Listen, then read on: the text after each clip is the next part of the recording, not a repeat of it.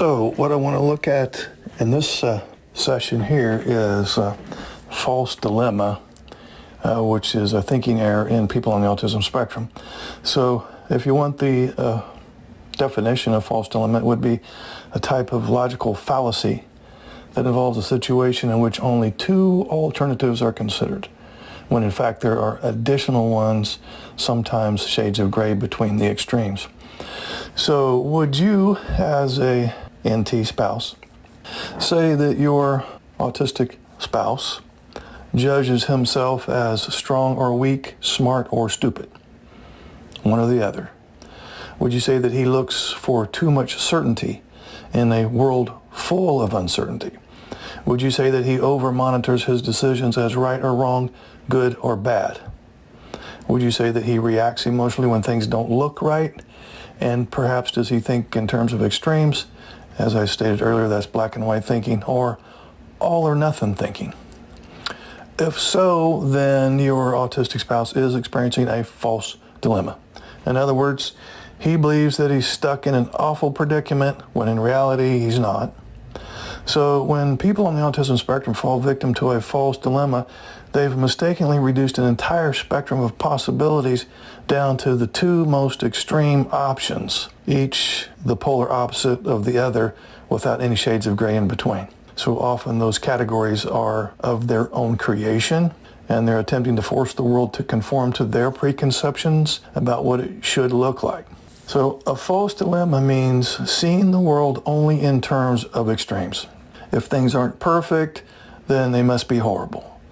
If your autistic husband isn't brilliant, then he thinks he must be stupid. But in real life, situations are almost always shades of gray, almost never black or white. Falling victim to a false dilemma tends to exacerbate depression and anxiety, by the way, and he can't afford to be any more anxious than he already is.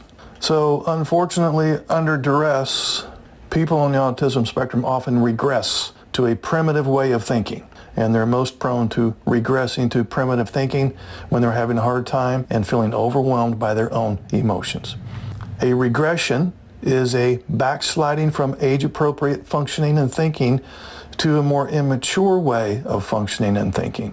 For that one moment, when the autistic person starts relying on the words always or never and views the world in black and white terms, he is slipping back to the way he saw the world as a toddler. So now let's look at some of the problems associated with this false dilemma. A false dilemma often creates artificial needs in the autistic person's life that lead to disappointment and depression. This is his tendency to think that he must have something, or he must do something, or life must be a certain way, otherwise it will be unbearable. The false dilemma doesn't open him up to the possibility that even if life doesn't work out exactly the way he thinks it should, he can still be happy. Another problem is when the individual on the spectrum only sees things in black and white, he misses out on alternative ways of viewing the world. These other perspectives may be just as good, if not better, than his current perspective. So a false dilemma often creates a false choice between A and B when C is the more accurate and helpful view. Unfortunately, if the person only thinks in black and white terms, then he is unlikely to consider C a possibility in the first place. Another problem with the false dilemma is it makes people on the autism spectrum less adaptive to their surroundings. And another problem that occurs as a result of false dilemmas is it doesn't just hurt the person on the autism spectrum, but also the relationship he tries to build with others.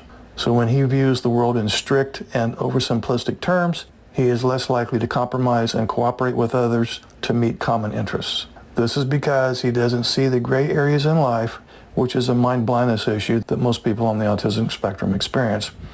He believes everything needs to be a specific way, and he isn't willing to deviate from this narrow view of the world. That makes him look stubborn to others, and it is certainly frustrating to live with. Most people on the autism spectrum simply don't have the vocabulary to describe the middle ground.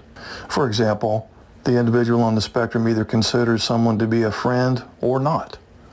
The concept of different levels of friendship and the gradual building of trust may be unknown.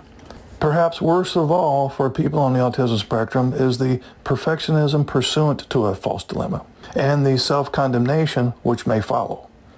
So many people on the spectrum often think they should be doing everything right because if it's not right or perfect, it's certainly wrong or a failure. In this way, the false dilemma may underlie some of the refusals and difficulty initiating that you often see in your autistic spouse. So learning, which involves first not knowing things and gradually learning them while making mistakes along the way, can be an excruciating process for people on the spectrum.